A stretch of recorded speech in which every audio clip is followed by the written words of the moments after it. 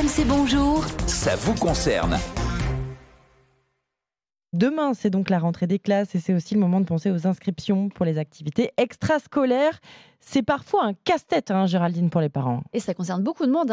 Ça concerne 8 enfants sur 10. C'est un chiffre qui pourrait quand même baisser cette année parce que beaucoup de parents ont été refroidis par les annulations de cours à cause du Covid. Ils craignent une année encore perturbée. Et pourtant, c'est très, très important pour l'enfant parce que ça booste la confiance en soi. C'est évidemment bon pour la santé ou encore pour se sociabiliser. Oui. Il y a plusieurs études d'ailleurs qui montrent que les enfants qui font du sport sont plus disciplinés et plus concentrés en classe que leurs camarades.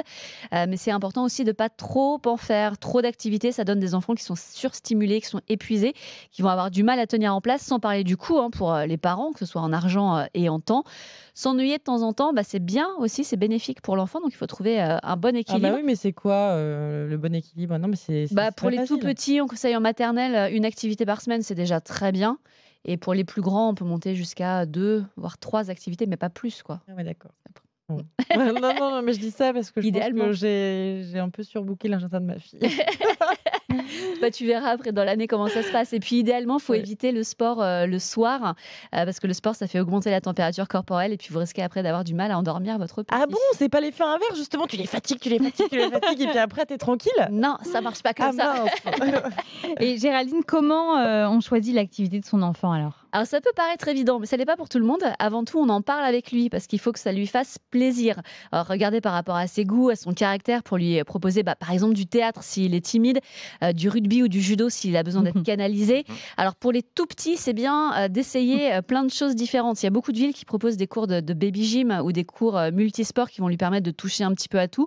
Même chose pour l'éveil musical, il va pouvoir voir tous les instruments et ensuite vers 6-8 ans, il va pouvoir décider ce qui lui plaît le plus et se consacrer un petit peu plus à une discipline en particulier. Il y a les bébés nageurs aussi ou le jardin aquatique, c'est top pour avoir des enfants qui sont à l'aise dans l'eau dès le plus jeune âge.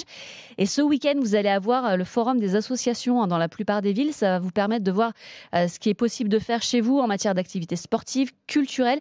N'hésitez pas à demander à faire un cours d'essai avant de vous engager. C'est souvent possible, pas tout le temps, mais souvent. En tout cas, ça coûte rien de demander.